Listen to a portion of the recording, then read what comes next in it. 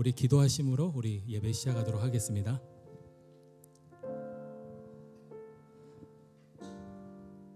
아버지 하나님, 우리가 주님을 바라봅니다. 정말 주님을 높입니다. 오늘 주님께서 영광 받으셔야 됩니다. 우리 마음을 활짝 열고 정말 주님을 구하오니 아버지 하나님, 오늘 예배 가운데 정말 큰 은혜를 부어주시고 아버지 하나님 성령 충만하게 좀 멋진 찬양과 예배를 드릴 수 있도록 주님 인도하여 주시옵소서. 감사드리며 예수님 이름으로 기도드렸습니다. 아멘.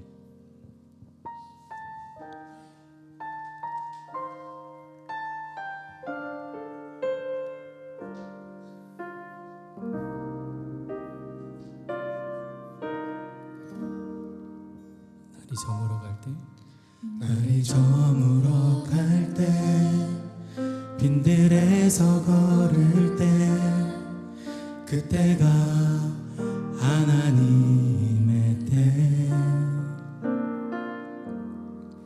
내 힘으로 안 될 때, 빈손으로 걸을 때, 내가 고백해 여호와 이래.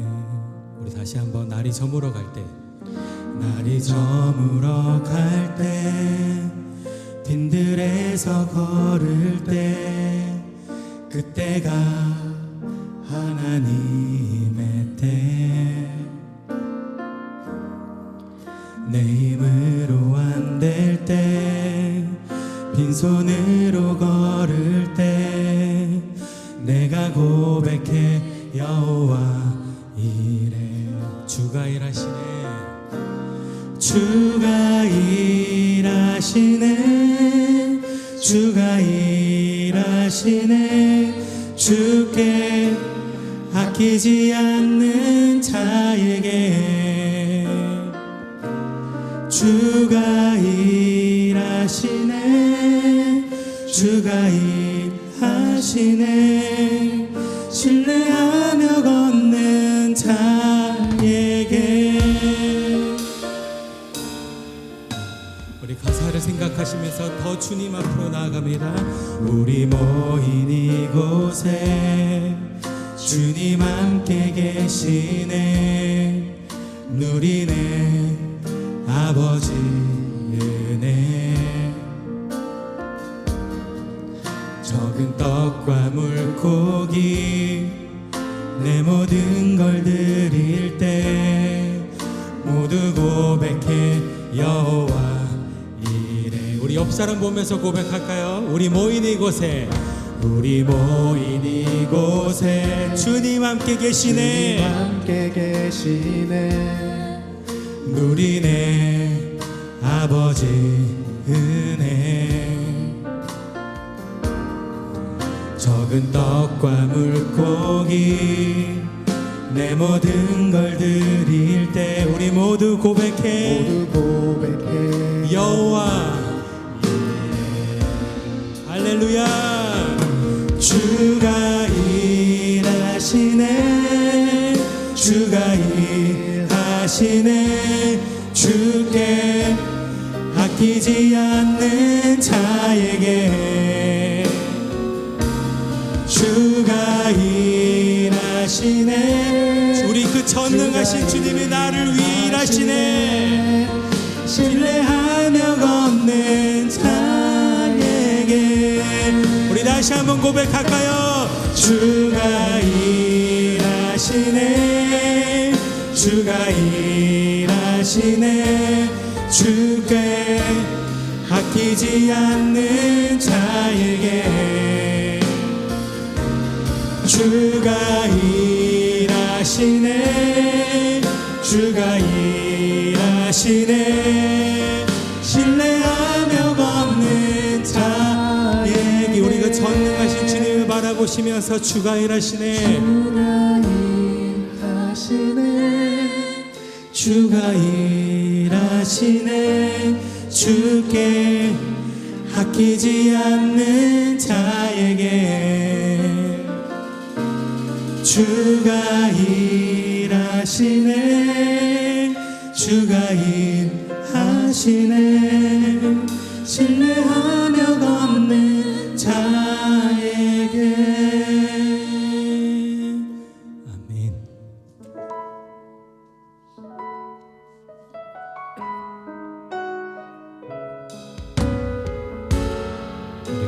생각하시면서 내 모습 이대로 내 모습 이대로 사랑하시네 연약한 그대로 사랑하시네 나의 모든 발걸음 주가 하시나니 날 인도하소서 내 모습 이대로 사랑하시네 연약한 그대로 사랑하시네 나의 모든 발걸음 주가 하시나니 날 인도하소서 주의 날개 아래 거하는 것 주의 임재 안에 거하는 것 나의 가장 큰 소망 나의 가장 큰 은혜 주와 함께 동행하느니 내 모습 이대로 내 모습 이대로 사랑하시네 연약한 그대로 우리를 사랑하시네 사랑하시네 나의 모든 발걸음 주가 하시나니 날 인도하소서 우리가 주의 날개 아래 거하는 것 주의 임재 안에 거하는 것 나의 가장 큰 소망 나의 가장 큰 은혜 주와 함께 동행하느니 주의 날개 아래 거하는 것 주의 임재 안에 거하는 것 나의 가장 큰 소망 나의 가장 큰 은혜 주와 함께 동행하느니 주의 날개 아래 거하는 것 그 날개 아래 주의 임재 안에 거하는 것 나의 가장 큰 소망 나의 가장 큰 은혜 우리 완전하신 주님과 동행하는 것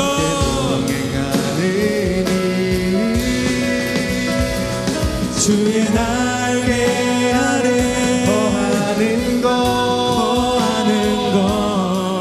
주의 임재 안에 거하는 것 나의 가장 큰 소망 나의 가장 큰 은혜 주와 함께 동행하느니 나의 가장 큰 소망 나의 가장 큰 은혜 주와 함께 동행하느니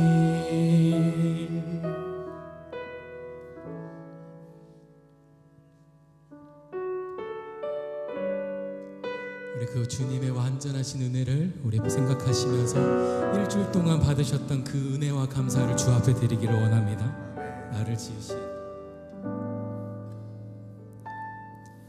나를 지으신 이가 하나님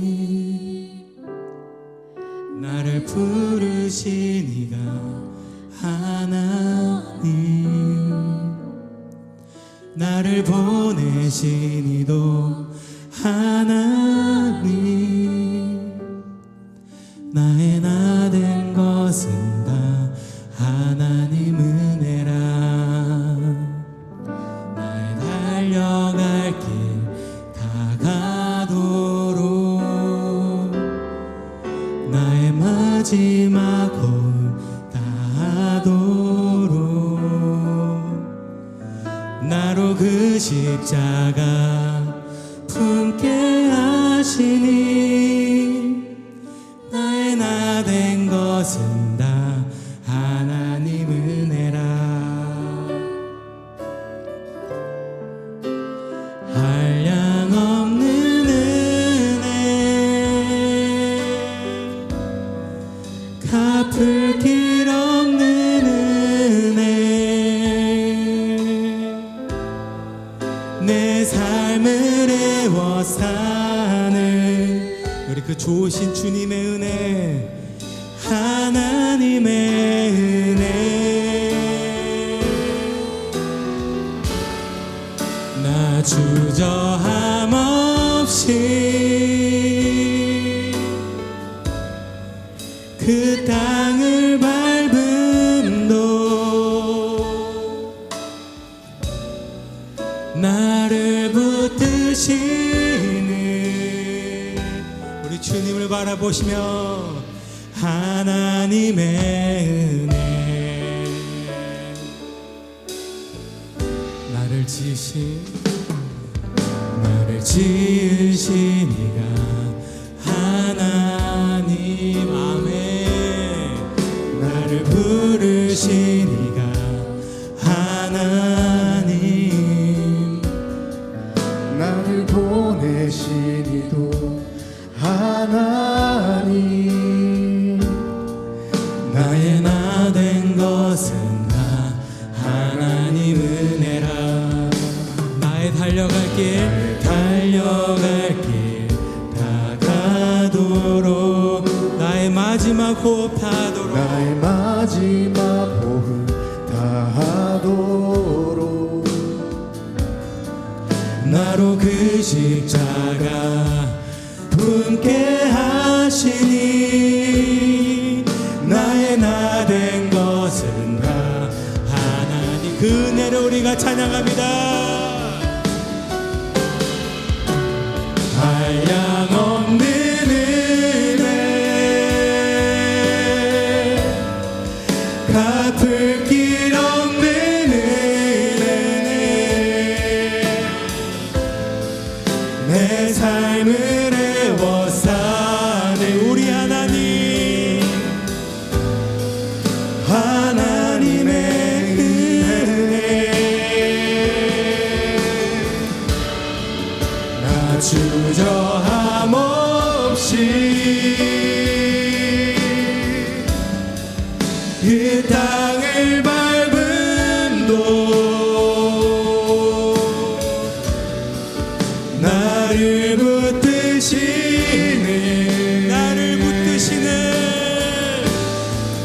하나님의 은혜를 우리 더 큰 목소리로 찬양합니다. 한량없는 은혜 한량없는 은혜 갚을 길 없는 은혜 내 삶을 애워싸는 주님 하나님의 은혜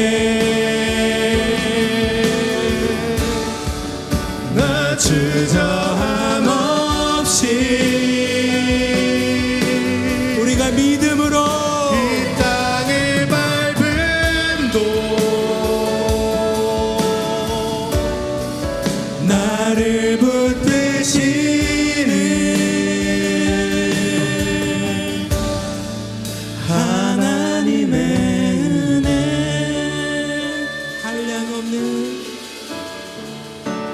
한량없는 은혜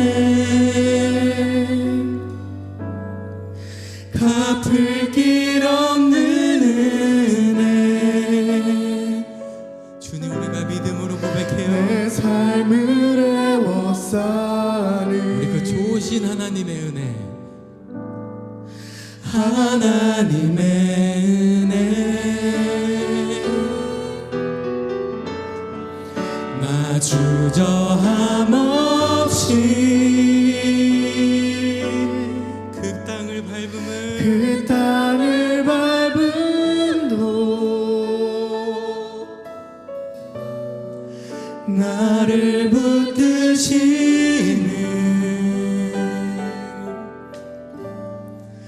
하나님의 은혜. 우리 다시 한번 찬양합니다. 한량 없는 은혜, 한량 없는 은혜,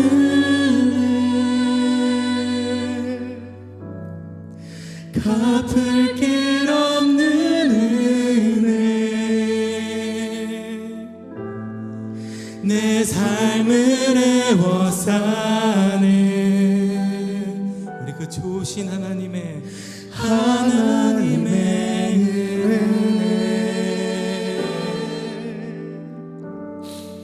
나 주저함 없이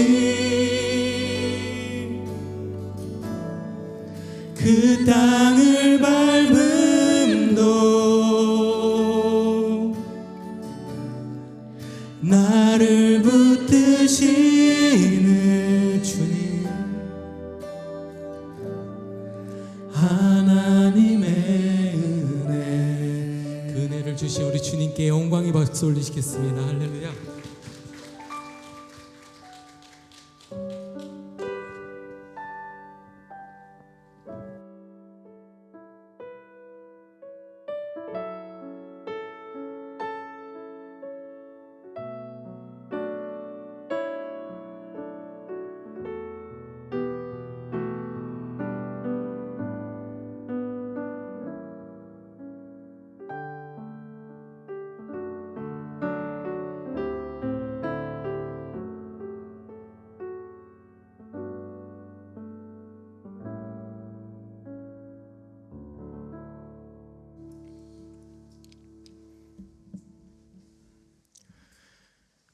하늘에 계시며 우리의 감사와 찬양받기 합당하신 주님께 예배드릴 수 있도록 인도하여 주신 하나님께 감사드립니다. 또한 하나님의 돌보심과 은혜로 우리가 한 주를 보내고 다시 주일을 맞이할 수 있게 해주심에 감사드립니다. 우리는 주님 앞에 나아가기 부끄러운 자들이요 죄 지은 자들이니 주님께서 용서하여 주시옵소서. 저희는 주님의 은혜 없이는 하루도 살아갈 수 없는 연약한 존재입니다. 항상 저희 삶 속에 주님의 손길이 함께하였으며 주님의 사랑으로 살아있음을 기억하게 하시옵소서. 하나님의 성도들의 믿음을 위해 기도합니다. 세상을 살아가면서 흔들리지 않는 믿음을 갖게 하여 주옵시고 세상의 유혹과 어려움 속에서도 하나님만 바라보며 의지하는 삶을 살아갈 수 있도록 인도하여 주시옵소서. 저희가 서로를 사랑하며 주님의 몸된 교회를 세우는 일에 힘쓰게 하시옵소서. 교회의 모든 사역들이 주님의 뜻 안에서 이루어지게 하옵시고 그 사역을 통해 맺는 열매로 주님의 백성들이 다시 주님께로 돌아오게 하시옵소서. 저희가 서로의 아픔과 어려움도 함께 나누며 주님의 사랑으로 위로받는 지체들이 되게 하시옵소서. 특히 한국에서 회복 중이신 대희 집사님께 주님의 생명의 능력을 주사 그 누구보다 화목한 가정에 힘을 더해 주시옵소서. 10월 청소년부 수련회를 위해 기도합니다. 앞으로 믿음의 역군으로서 다음 세대를 이끌어갈 청소년들의 양육에 주님께서 항상 함께 하시옵소서. 참가하는 청소년들과 이끌어주시는 교사들의 영혼에 힘을 주셔서 말씀과 은혜를 부어주시옵소서. 은혜교회에서 말씀을 전하시고 이끌어주시는 목사님을 위해 기도합니다. 목사님께 영육간의 강건함을 주시고 날마다 새 힘과 권능과 새 시대의 비전을 심어 주시옵소서.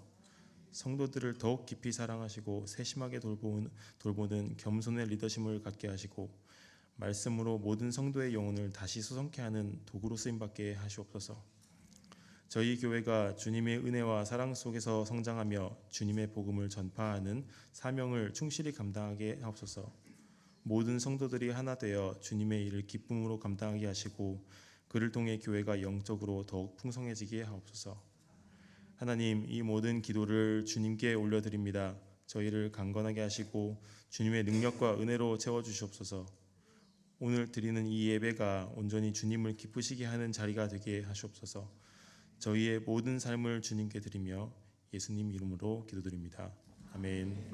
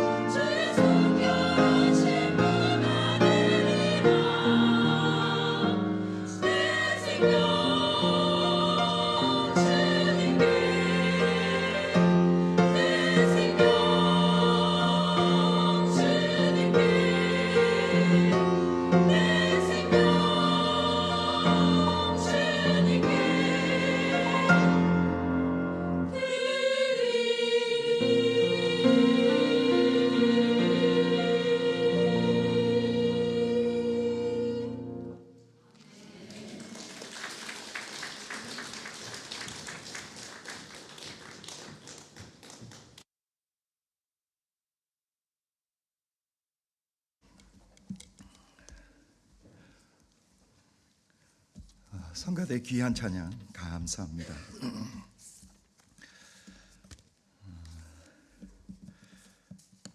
성도님들 가운데 목사님이 자주 아프다라는 소문이 있는 것 같은데 아닙니다.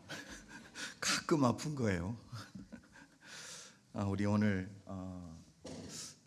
예은 자매가 한국에서 부모님이 방문하셔서 함께 여행 중이라 우리 찬양팀이 좀 어떻게 될까 염려가 됐었는데 우리 조수인 집사님이 찬양팀에 조인하시고 이렇게 반주를 해주시는데 찬양하는 그 가운데 예은 자매가 없다라는 게 전혀 느껴지지 않을 정도로 그래서 하나님이 너무 귀한 분을 또 이렇게 보내주셔서 함께 하나님의 교회를 섬기게 하는구나 감사한 마음이 들었습니다.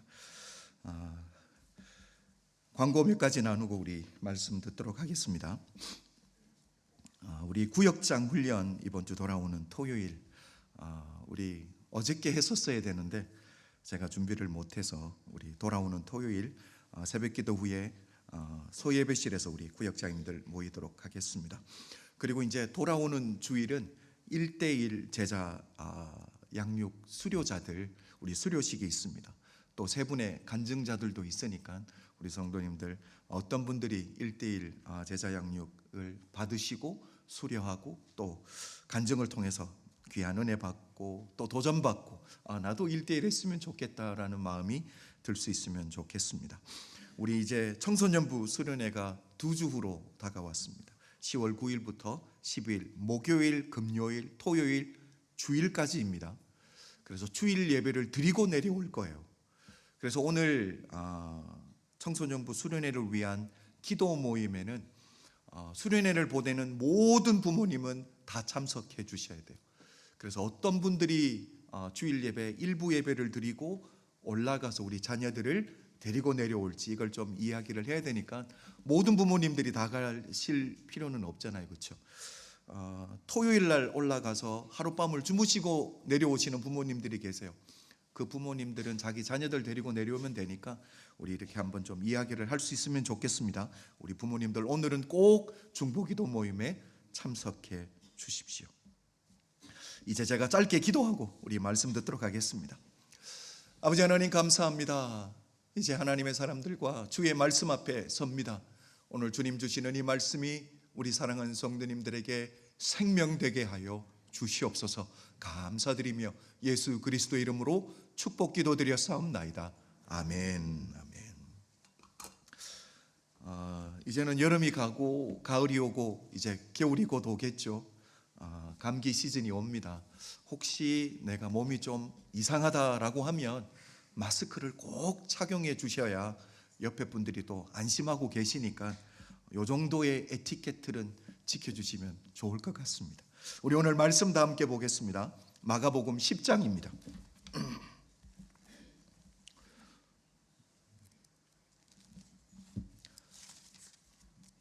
마가복음 10장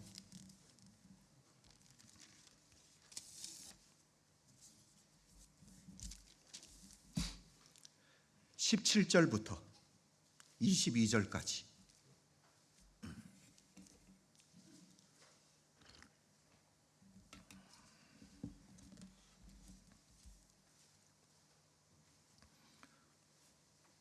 마가복음 10장 우리 17절부터 22절까지 이미 우리가 너무 잘 아는 말씀이니까 다 함께 봉독했으면 좋겠습니다. 다 함께 봉독합니다. 시작.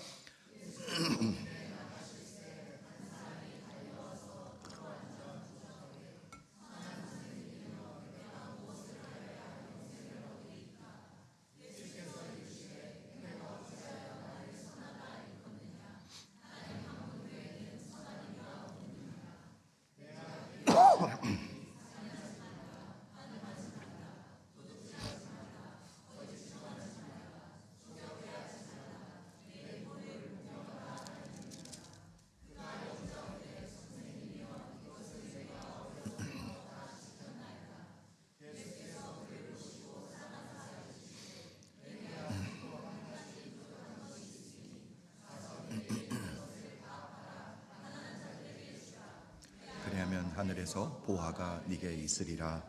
그리하고 와서 나를 따르라 하시니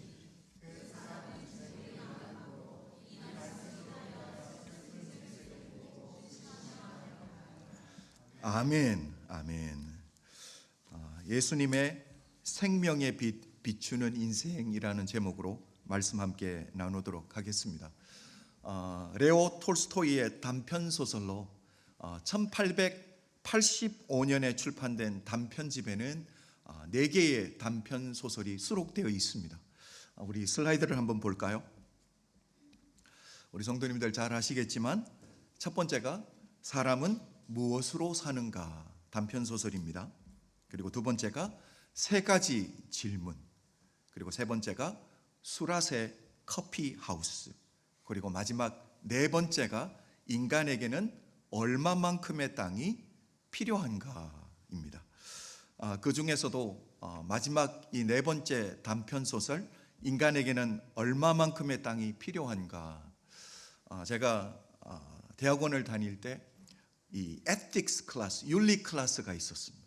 윤리를 공부하면서 인간에게 얼마만큼의 땅이 필요한가 이걸 가지고 우리 대학원생들끼리 논쟁했던 적이 있습니다. 오늘 본문을 묵상하는데 이 책이 생각나서 우리 성도님들과 함께 좀 나누려고 합니다. 이미 우리 가운데 이 단편 소설을 읽으셨던 분들이 많으실 거예요. 이 책의 주인공은 러시아의 농부 파홈이라는 사람입니다. 이 사람은 늘 자신의 검소함을 자랑했던 사람이에요. 어느 날 아내를 찾아온 처형에게 농부의 삶에 있어서 땅만 충분하면 악마도 두렵지 않다라고 이야기를 합니다. 자, 그런데 여기서 중요한 게 뭐냐면 땅이 충만하다고 할 때 이 충만한 것, 사람마다 각자 충만하다라는 정의가 같아요, 달라요? 다 다릅니다. 어떤 누군가는 내 가족 부양할 정도만 있어도 좋지만 또 어떤 누군가는 어때요? 큰 농장을 가지고 소작농들을 부리는 것, 이 정도가 괜찮다고 생각하는 사람들이 분명히 있을 거거든요. 그런데 중요한 것은 악마가 난로 뒤에 숨어서 이들의 대화를 엿듣게 됩니다. 그러면서 악마가 스스로 이렇게 선언을 하죠. 자, 그렇다면 우리 승부를 한번 내보자라는 거예요.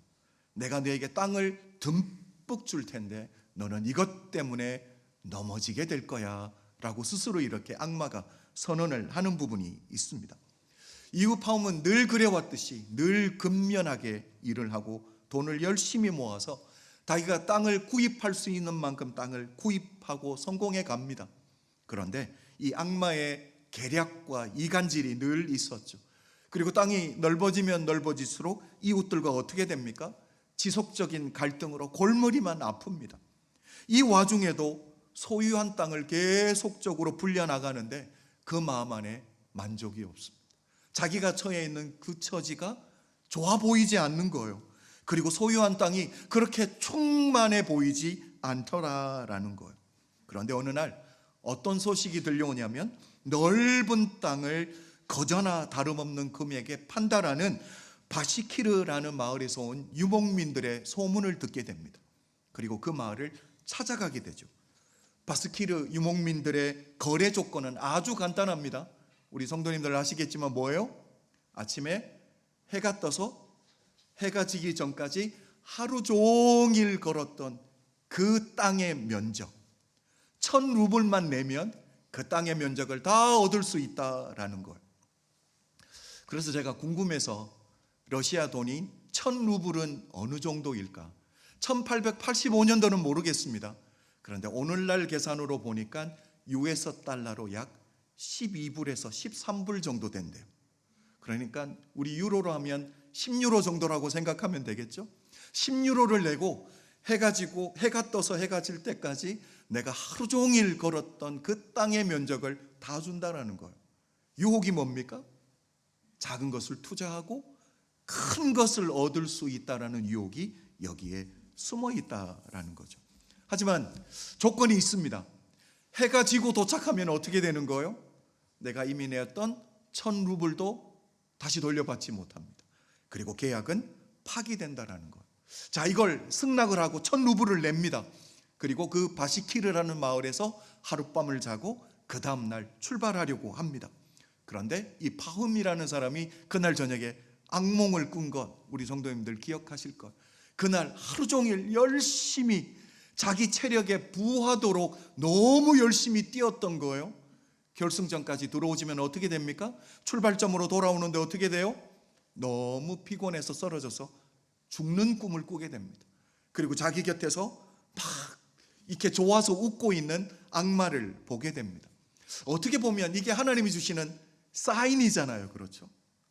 내가 작은 것을 투자하고 내가 노력한 것보다 더 이상의 것을 꿈꾸고 노리는, 여러분, 이거 하나님이 멈추게 하시는데 멈추지 않습니다.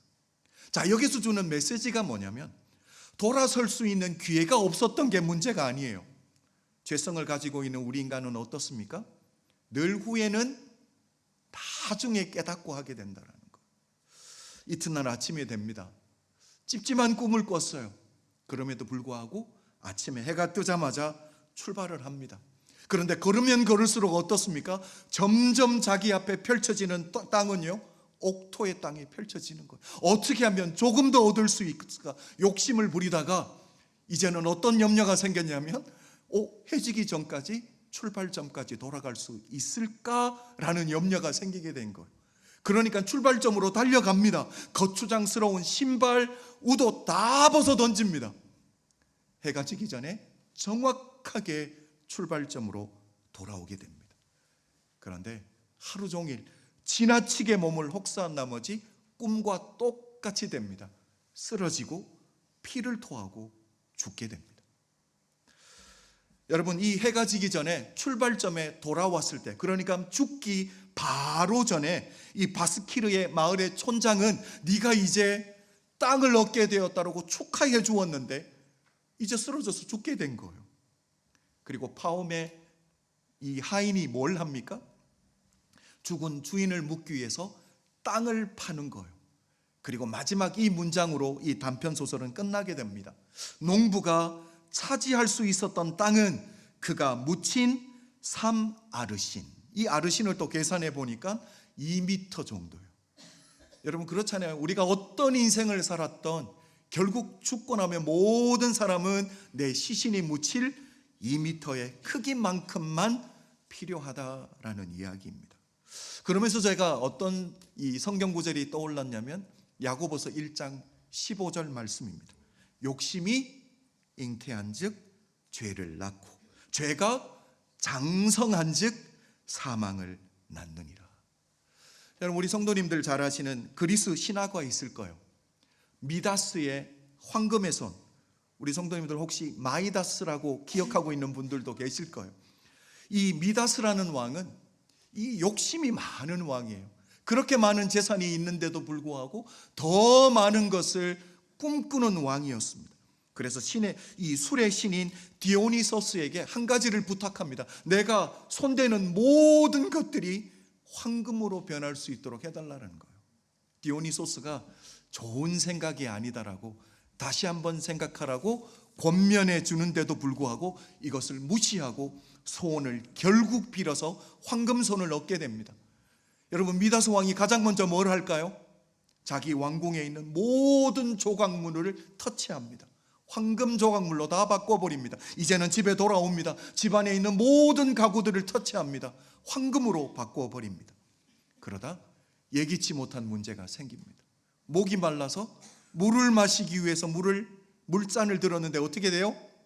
황금으로 변해버립니다.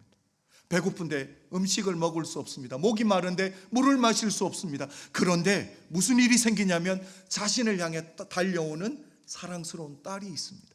가슴에 팍 안겼는데 사랑스러워서 머리를 쓰다듬는데 어떻게 돼요? 딸이 황금 조각으로 변해버렸습니다. 여러분, 이렇게 우리가 알고 있는 단편 소설이나 신화들, 여러분, 이런 종류의 이야기들이 이렇게 많다라는 것은 결국 우리 인간은 어떤 존재라는 거요? 탐욕이 많은 존재라는 거. 그리고 그 탐욕은 끝이 없다라는 거. 그래서 재성을 가지고 있는 우리 인간이 배워야 될 게 뭐냐면 하나님이 내게 오늘 허락하신 것들로 만족하는 법을 배우는 것인 줄로 믿습니다. 저는 우리 은혜교회 성도님들이 오늘 하나님이 내게 허락하신 것으로 만족하는 법을 배우는 예수의 사람들이 다 되시기를 주님의 이름으로 축복합니다. 우리 하나님이 이스라엘 백성들을 출애굽시키세요. 그리고 첫 번째로 주셨던 교육이 바로, 교훈이 바로 이것입니다. 만나를 통해서 만족하는 법을 가르쳐 주시는 거예요. 여러분, 만나의 교훈이 뭐였습니까? 하나님을 신뢰함으로 쌓아두지 말라라는 거예요. 하나님이 오늘 내게 허락하시는 일용한 양식으로 만족하라는 거예요. 그럼에도 불구하고 내가 쌓아두면 다음날 아침 어떻게 돼요? 다 썩어버린다라는 거예요. 우리 주님이 가르쳐 주신 기도도 마찬가지입니다. 일용할 양식을 주옵시고. 그런데 우리는요, 내가 가지고 있는 것보다 조금 더 가지면 만족이 찾아올 것 같거든요. 그래서 우리 주님이 시편 49편 10절에서 이렇게 말씀하시는 거예요. 우리 다 한번 읽어보겠습니다. 시편 49편 10절입니다. 시작.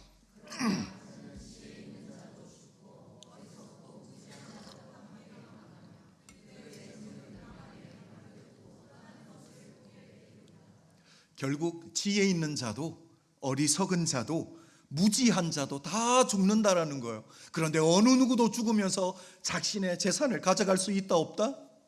뭐만 보는 거예요? 남겨두고 갈 수밖에 없던 거예요. 결국 쓰는 사람은 따로 있다라는 거예요. 그럼에도 불구하고 우리 인간은요, 어리석음을 내려놓지 못합니다. 스스로 뭐라고 말하냐면, 다음 구절을 한번 보실까요? 11절 우리 한번 읽어봅니다. 시작.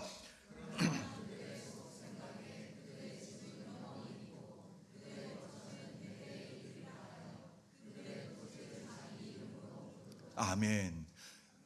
자기가 가지고 있는 그 토지에 자기 이름을 쓰면 영원히 자기 것이 될 것이라고 생각하는 거예요.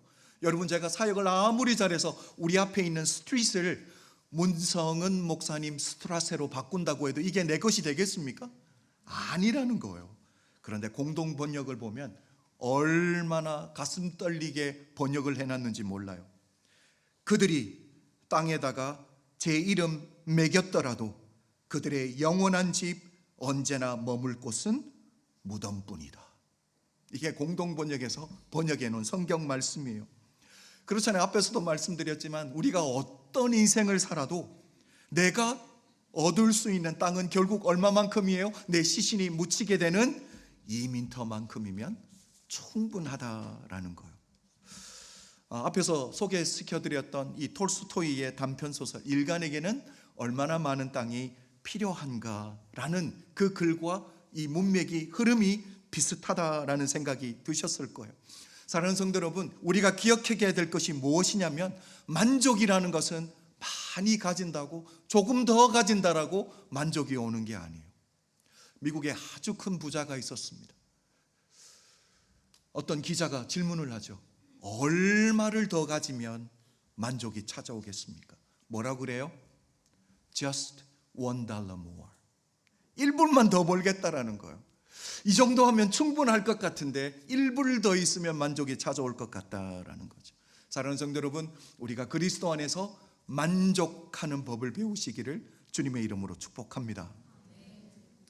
우린 지금 여태까지 마가복음에서 다루었던 많은 주제들을 함께 살펴보고 있습니다.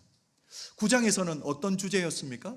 제자들 안에 누가 크냐라는 논쟁이 있었습니다.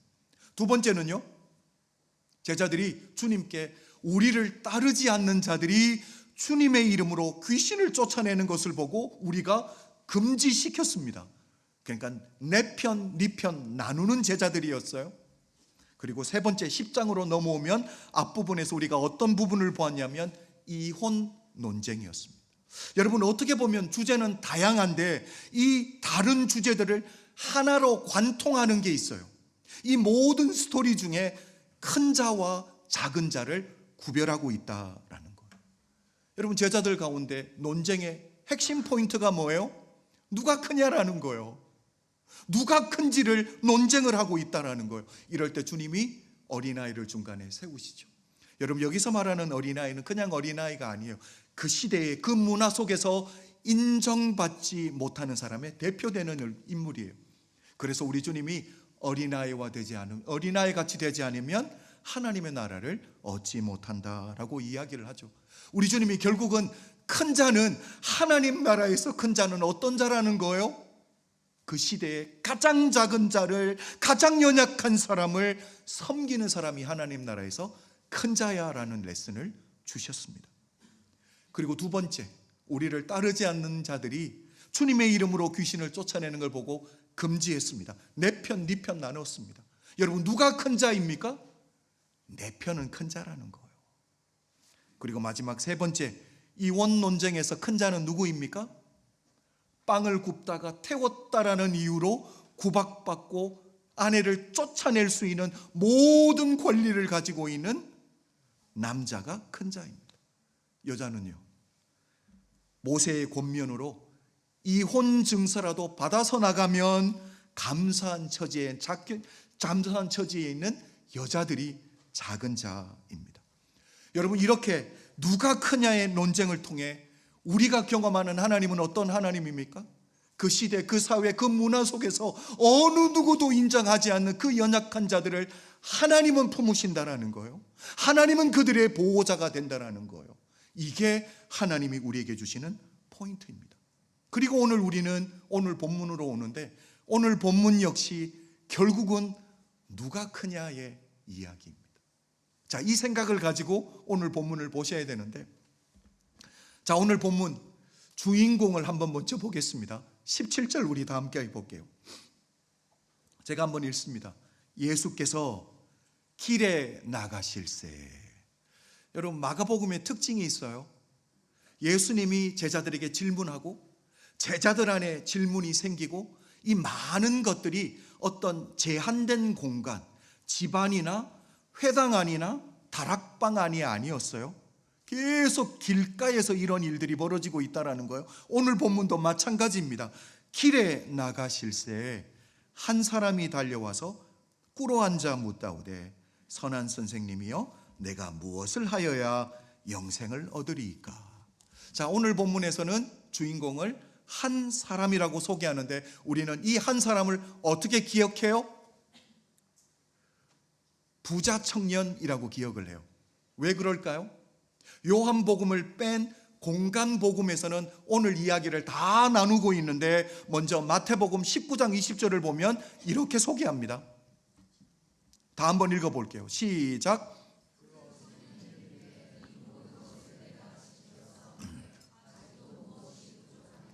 자, 마태복음 19장 20절에서는 이 한 사람을 어떻게 소개했어요? 청년이라고 소개했어요. 그리고 누가복음 18장 18절을 볼게요. 시작.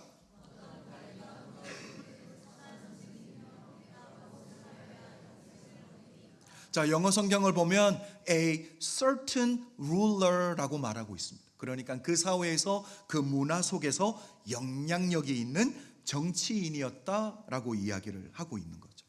자, 공간복음 마태, 마가, 누가복음에서 소개하고 있는 이 청년은 여러분 예사 청년이 아니라는 걸 우리 성도님들 짐작해 볼 수 있었을 거예요.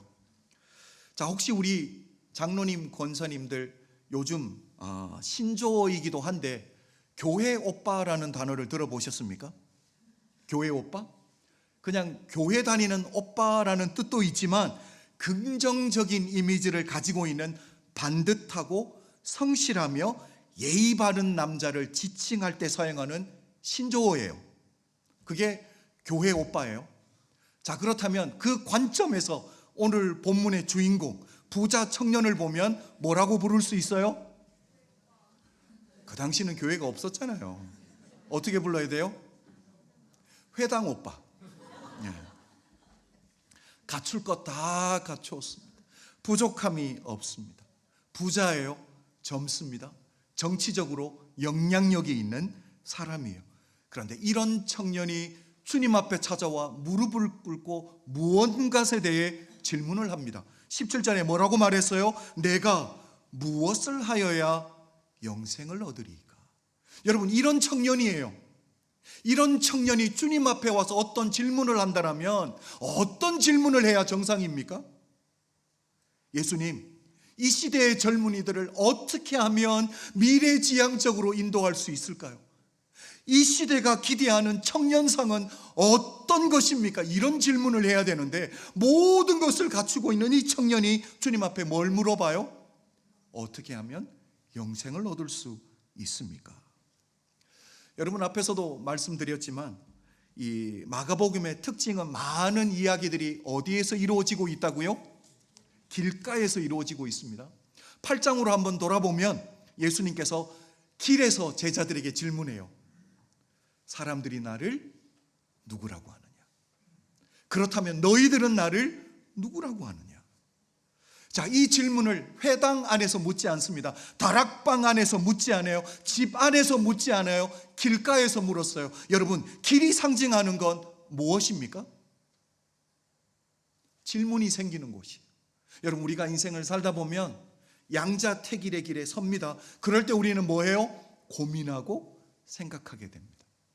여러분, 우리가 인생의 길을 뭔가를 계획하고 그 길을 가다 보면 끊임없이 뒤돌아보며 스스로 뭘 질문합니까? 내가 이 길 잘 가고 있는가? 라는 질문을 하게 돼요. 여러분, 그런데 집안은 어떻습니까? 여러분, 집안이라는 이야기를 들었을 때 어떤 감성이 떠올라요? 익숙합니다. 편안합니다. 변화가 일어나지 않는 장소예요. 질문하지 않는 장소예요. 여러분, 그런데 이 모든 보호막이 거두어지는 곳이 길가라는 거예요. 길가에 나서게 되면 인생이 무엇인지, 인간은 왜 사는지, 어디서 와서 어디로 가는지를 끊임없이 질문하게 된다는 거예요. 여러분, 이렇게 질문하게 만들기 위해서 우리 하나님이 이스라엘 백성들을 출애굽시키는 거거든요. 여러분, 영어로 출애굽기를 뭐라고 불러요? 엑소더스예요. 두 단어가 합쳐진 거예요. 앞에 있는 EX, X는 접두사예요. 어디로부터 밖으로 오라는 뜻이에요. 두 번째, 호도스라는 것은요, 길입니다. 그러니까 이미 가고 있는 길이에요. 내게 익숙한 길에서 우리 하나님 뭐 하시는 거예요? 거기서 건져내시는 거예요. 이스라엘 백성들에게 익숙한 길은 뭐예요? 400년 동안 종살이 하는 거 익숙해요. 여러분, 종들이, 노예들이 질문이 있어요, 없어요? 질문이 없습니다. 시키는 대로 합니다. 그게 문제라는 거예요. 여러분, 그런 자들을 우리 하나님이 뭐 하는 거예요? 자유의 길에 딱 세우는 거예요. 하나님을 스스로 선택해서 의지할 수 있는 광야길에 세우게 되는 거예요. 그러니까 이스라엘 백성들이 질문이 생기는 거죠. 야훼는 어떤 분일까?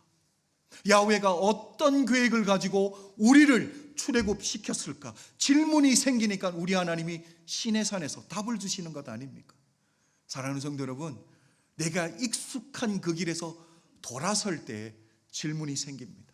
그 가운데 하나님께서 답을 얻게 하시는 줄로 믿습니다. 8장에서 예수님께서 질문하셨죠. 사람들이 나를 누구라 하느냐? 너희는 나를 누구라 하느냐? 9장에 오면요, 가버나움에 오는 길에 제자들끼리 질문이 생겼어요. 누가 크냐라는 거예요.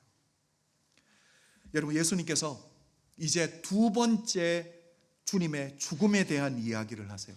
첫 번째는 그냥 넘어갔습니다. 두 번째 하시니까 주님이 정말 죽으실 수 있겠네 라는 생각이 드니까 제자들 안에 어떤 질문이 생겨요? 예수님이 죽으시면 누가 후계자가 되면 좋을까? 그렇죠.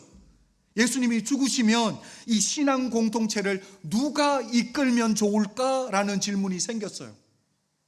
오늘 본문 역시 길가에서 일어납니다. 17절 시작 부분을 보면 예수께서 길에 나가실세. 자, 부자 청년이 와서 또 질문을 하죠. 여러분, 어떤 질문이었습니까?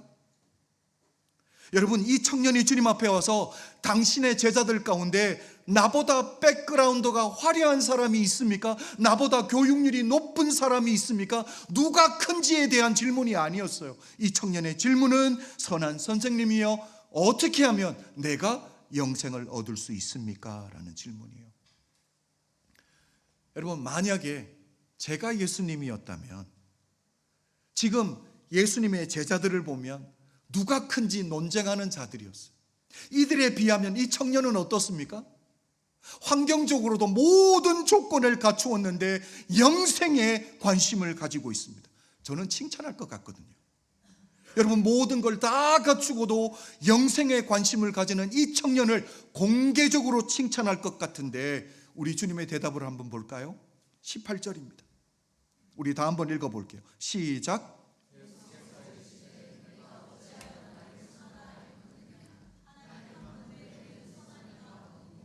칭찬으로 들리세요? 왠지 예수님이 까칠하게 대답하신다라는 생각 안 드셨어요? 말꼬리 잡고 트집 잡는다라는 생각 저만 했는지 모르겠습니다. 여러분, 저는 고민을 한번 하게 되었어요. 뭐가 우리 주님으로 하여금 이렇게 반응하게 하였을까? 호칭 때문일까요? 선한 선생님이요? 여러분, 제자들도 예수님에게 랍비여, 선생님이여 여러 번 무릎 불렀잖아요. 우리 주님 어지간하면 넘어가실 텐데 예수님께서 어찌하여 나를 선하다 일컫느냐, 까칠하게 대답하시는 이유가 뭘까라는 거예요. 19절을 한번 볼까요? 다 한번 읽습니다. 시작.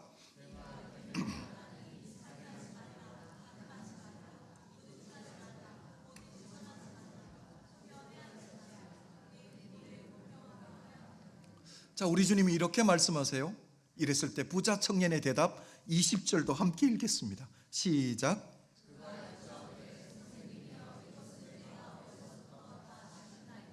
그러니까 이 부자 청년은 어떻게 구원을 받는지 알아요, 몰라요? 율법, 하나님의 말씀을 지키면 영생을 얻는 걸 알아요, 몰라요? 알고 있어요. 여러분, 이미 답을 아는데도 불구하고 질문을 해요. 어떤 의도가 있는 거예요? 첫 번째는 바리새인들처럼 시험하기 위해서. 두 번째는요, 답을 알기는 아는데 불안하기 때문에. 여러분은 첫 번째 대답, 두 번째 대답 뭔 것 같아요? 그렇죠. 열심히는 하고 있는데 뭔가가 부족한 걸 알아요. 불안한 거예요. 여러분, 19절을 보면 우리 주님이 이 젊은 청년에게 말씀하실 때에 10계명 중에 제1계명부터 제10계명까지 다 말씀하신 게 아니에요. 제5계명부터 10계명까지. 그러니까 하나님이 인간과 인간 사이에 주셨던 율법만 말씀하셨어요. 그러니까 이 율법의 기초가 되는 제1계명부터 4계명까지 하나님과 인간 사이에 하나님이 주신 그 율법은 우리 주님이 쏙 빼셨어요. 그 이유가 뭘까라는 거예요.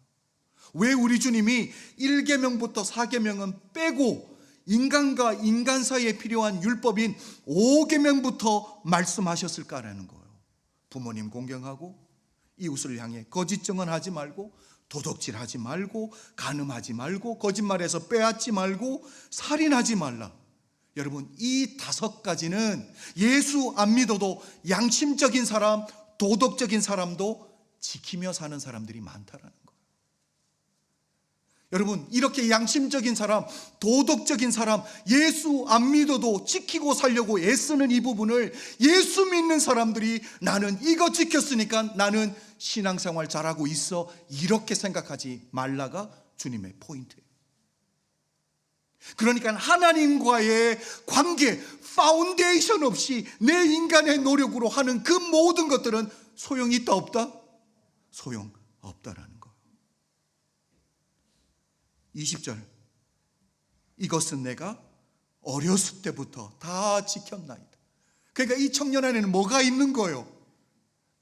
내가 수고해서 여기까지 왔으니까 나 영생 받을 조건 갖춘 사람 아닙니까? 라고 이야기하는 거예요. 사랑하는 성도 여러분, 인간의 노력으로 5계명부터 10계명 지킬 수 있습니다. 그렇다고 이게 영생을 받을 수 있는 조건은 아닌 줄로 믿습니다. 여러분, 구원받는 조건은 하나예요. 하나님, 나는 죄인입니다. 나는 예수 그리스도의 십자가의 보혈이 필요한 자입니다. 이 고백이 있어야 되는 줄로 믿습니다.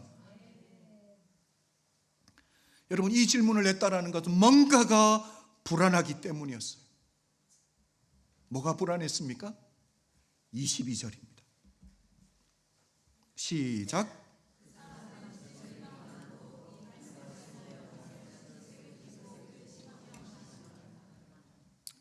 오늘 본문이 펼쳐지고 있는 이 현장 가운데서 이 사람은 예수님의 제자가 되지 못했습니다. 구원을 받지 못했습니다. 앞으로 어떻게 되었는지는 모르지만요. 여러분, 예수님께서 이 부자 청년의 한계를 보신 거예요. 뭐가 한계입니까?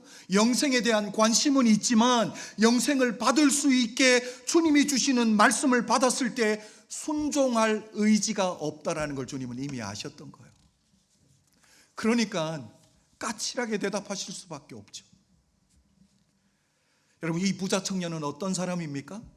자신은 어렸을 때부터 회당에서 배운 율법 잘 지키고 살았다라는 거예요. 나름대로 명품 신앙이라고 생각해서 열심히 노력해서 그 사회에서 저명한 관리도 되었습니다. 말씀에 순종해요 율법대로 살았다는 것 때문에 스스로 떳떳함은 있습니다. 그럼에도 불구하고 한쪽 마음 안에는 뭐가 있어요? 불안함이 있어요. 예수님께서 이걸 정확하게 보시고 계신 거죠. 그래서 21절에서 주님께서 이렇게 말씀하시는 거예요. 예수께서 그를 보시고 사랑하사 이르시되. 여러분, 주님이 사랑하시니까 아파할 걸 알아요. 그럼에도 불구하고 사랑하니까 꼭 들어야 될 말씀을 주시는 거예요. 네게 아직도 한 가지 부족한 것이 있으니 가서 네게 있는 것을 다 팔아 가난한 자들에게 주라.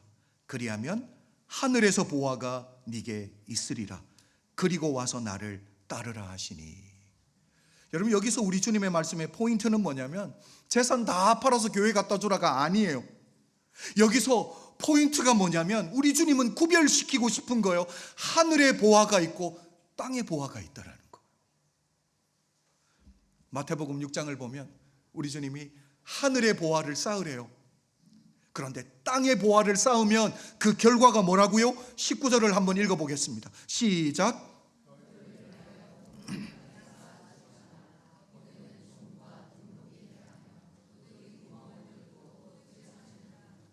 여러분, 이 문장의 중요한 부분이 뭔지 아세요? 명령문이에요. 선택을 주신 게 아니에요. 명령하셨습니다. 명령하시면 순종해야 되는 줄로 믿습니다. 여러분, 보화를 천국에 하나님 나라에 쌓아두라라는 의미가 뭡니까? 헌금 많이 하라는 뜻이 아니에요. 이게 무슨 의미인지를 깨달아야 돼요. 우리 하나님의 구속사, 죄인을 구원하시는 역사가 있어요. 그 역사가 어디로 향하는지를 보고 거기에 자신의 삶을 온전히 드리는 게 보화를 하늘에 쌓는 길이에요. 지금 이 부자 청년에게 주님이 정말 해주시고 싶은 말씀이 뭐예요?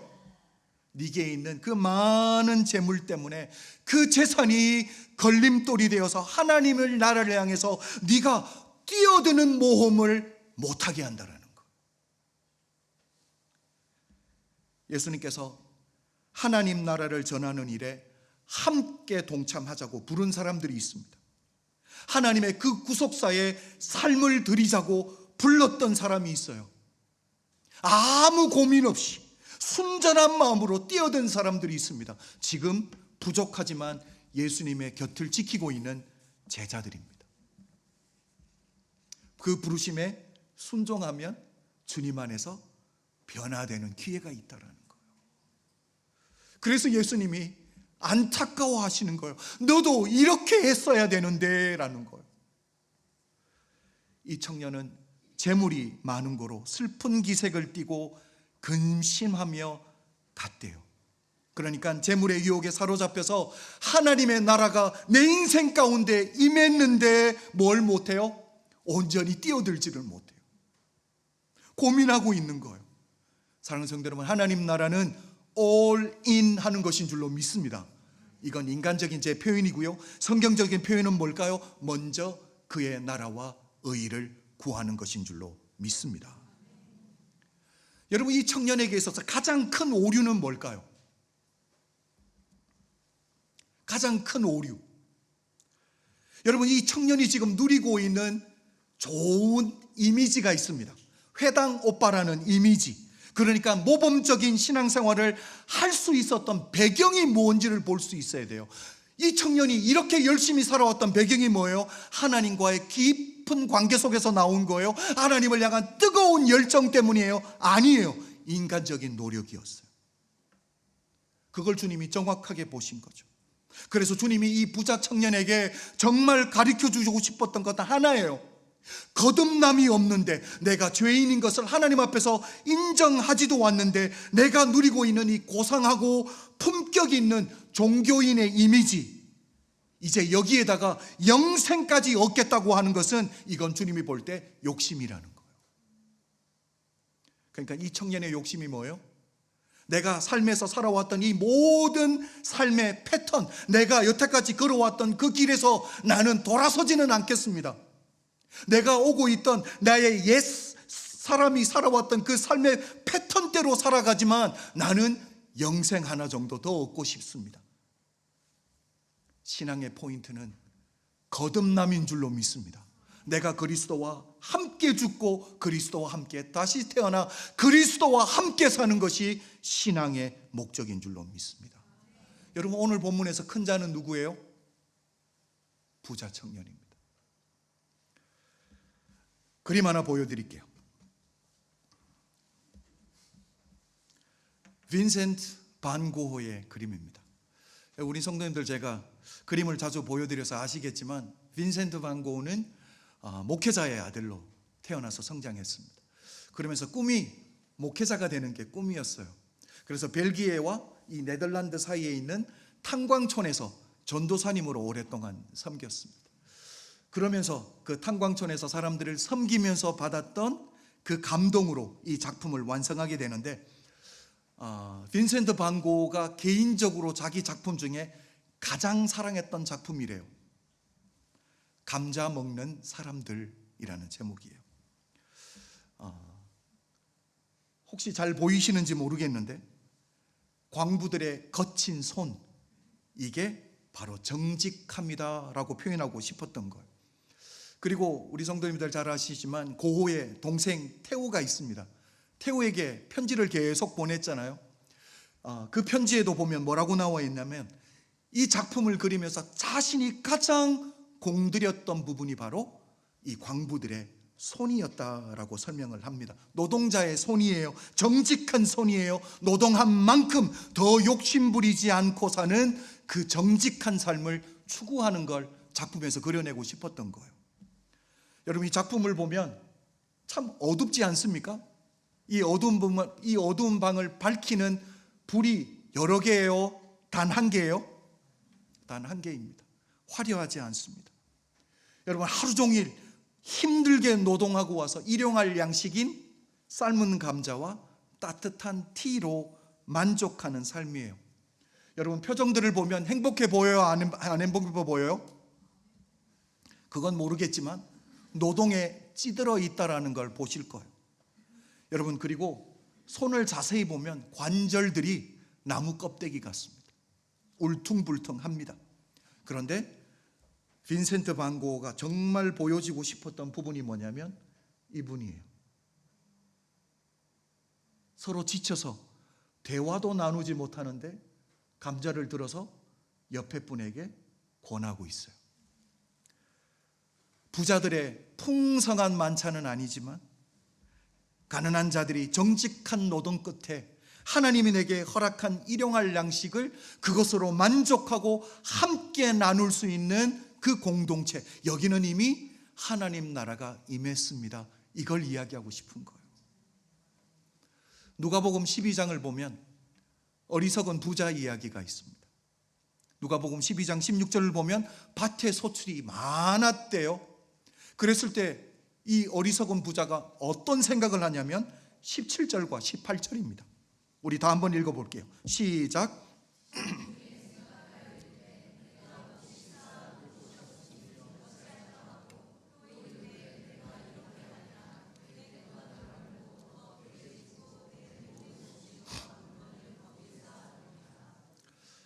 보화를 하늘에 쌓는 것이 아니라 땅에 샀겠대요. 이 어리석음을 보고 우리 하나님이 주시는 답이 뭐냐면 20절입니다. 시작.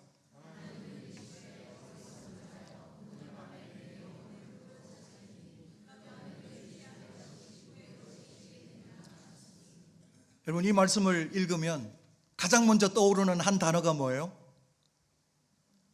허무하죠. 허무하죠. 이루었는데 누리지 못하는 건 허무한 거예요. 저는 우리 은혜교회 모든 성도님들이 수고하고 애써서 이루십시오. 그리고 하나님이 허락하시는 누리는 복까지 누리시기를 주의 이름으로 축복합니다. 여러분, 첫 번째 떠올랐던 단어가 허무하다라는 단어예요. 영어에서는 vanity라는 단어예요. 그런데 라틴어를 보면 vanitas라는 단어를 씁니다. 여러분, 이 허무하다라는 단어가 성경에서 가장 많이 나오는 한 구절이 어디에 있습니까? 전도서 1장 2절이죠. 다음 슬라이드를 한번 볼까요? 헛되고 헛되니 모든 것이 헛되도다. 여러분, 이걸 우리 라틴어로 한번 읽어볼까요? 시작. vanitas, vanitatum, omnia vanitas. 이러면 한 문장을 라틴어로 할 수 있는 실력자들이 되신 거예요. 저는 우리 은혜교회 성도님들은 허무한 인생으로 끝나지 않는 분들이 되시길 주의 이름으로 축복합니다. 여러분, 캔들을 한번 생각해 보십시오. 초. 여러분, 초의 원래 목적은 관상용이 아니에요.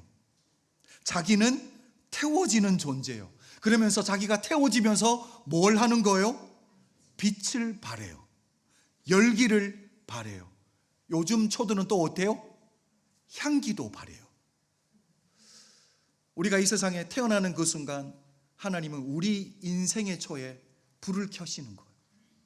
이 초의 길이가 얼마나 긴지 알아요, 몰라요? 아무도 몰라요.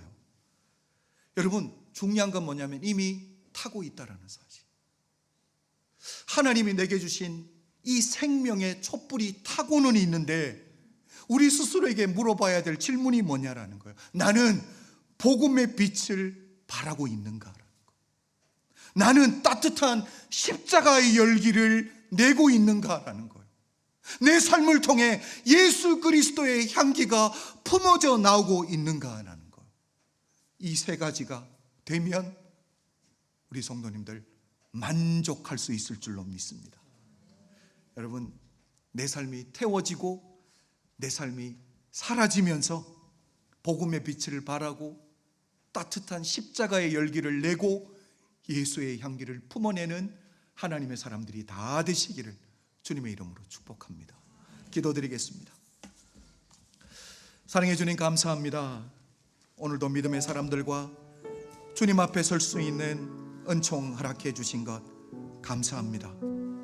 하나님, 우리는 너무도 연약한 자들이지만 우리 인생을 통해 예수 그리스도의 생명의 빛 비춰지는 인생 되게 하여 주시옵소서. 예수 그리스도의 십자가의 따뜻한 열기 품어내게 하여 주시옵소서. 우리의 삶을 통해 예수의 향기 나는 예수의 종들 될 수 있도록 은총 베풀어 주시옵소서. 그렇게 하실 하나님을 높여드리며 찬양하며 예수 그리스도의 이름으로 축복 기도드려 싸움나이다. 아멘.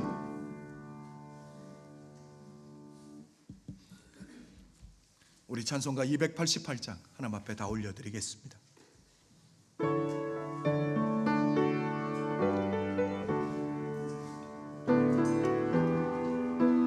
예수를 나의 구주 삼고 예수를 나의 구주 삼고 성령과 피로써 거듭나니 이 세상에서 내 영혼이 하늘의 영광 누리도다. 이것이 나의 간증이요 이것이 나의 찬송일세.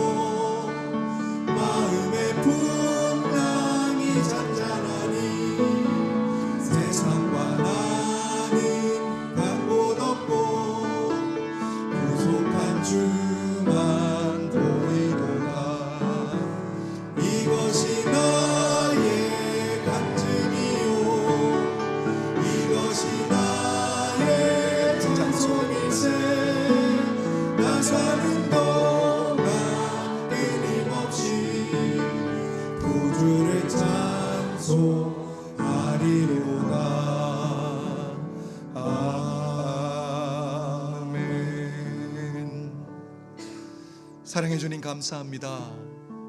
오늘도 우리 사랑하는 성도님들이 예배 가운데 나오며 주님 앞에 귀한 예물 준비하여 올려드렸습니다. 우리 사랑하는 성도님들이 드린 이 예물은 우리 성도님들의 재물의 일부분이 아니라 우리 사랑하는 성도님들의 온 삶이 주님께 드려진 줄로 믿습니다. 우리 성도님들이 드려진 그곳에 생명의 열매 풍성히 맺히는 것 보게 하여 주시옵소서. 지금은 우리 주 예수 그리스도의 은혜와 독생자를 주시기까지 우리를 사랑하신 하나님 아버지의 극진하신 사랑과 성령님의 감화, 감동, 교통하심이 오늘도 예배 가운데 있는 사랑하는 은혜교회 모든 성도님들 머리 위에 지금부터 영원토록 함께 계실지어다. 아멘.